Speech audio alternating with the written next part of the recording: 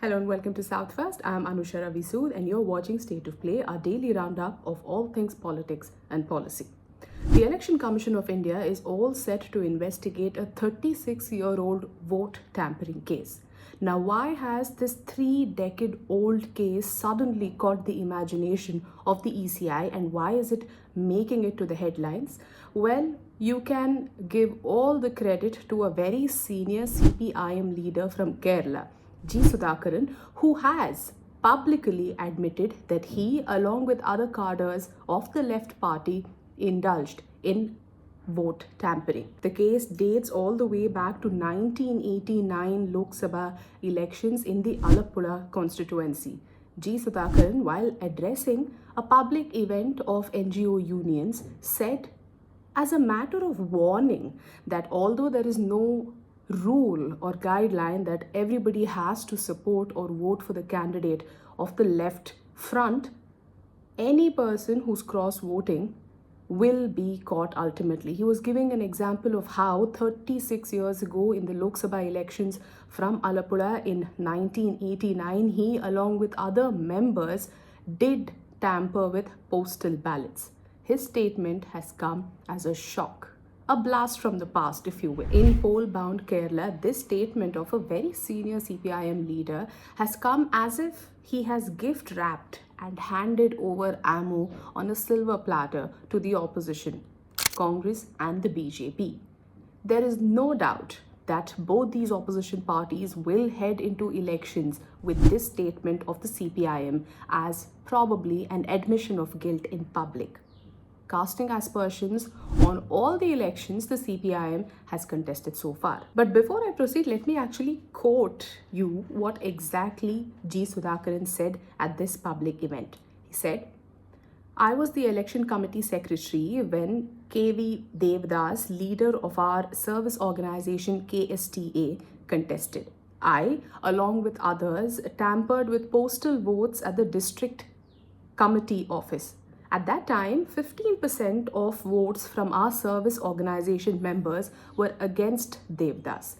Sudhakaran admitted this on stage, essentially saying that 15% of voters had voted against the party's chosen candidate, yet when these postal ballots came, and he was referring only to postal ballots, when these postal ballots came, they chose to tamper with it and change the votes that were cast. He further said that NGO Union is a non-political organization. People affiliated with any party can be part of it. However, during elections, one should openly declare whom they are voting for. This is an absolute violation of secrecy of ballot. He goes on to say, "Do not think that if you seal the postal ballot and hand it over, no one will know your decision." This entire statement reeks of absolute disrespect and disregard for the sanctity of elections, fairness, transparency of elections in India. And this CPIM leader goes on to state, right after he makes this revelation from 3 decades ago, that he doesn't mind even if a case is registered against it. Well, maybe he spoke too soon, because the Election Commission of India did register a case about, or rather over, his statements. Now, you must ask, 30 years ago, if all of this effort that went into tampering with votes really did turn the election in the CPIM's favor. Well, it did not, because the opposing contestant, the Congress's candidate, Vakkum Purushottaman, won eventually with a huge margin of 25,000 votes. So all of this tampering, all of this effort for nothing.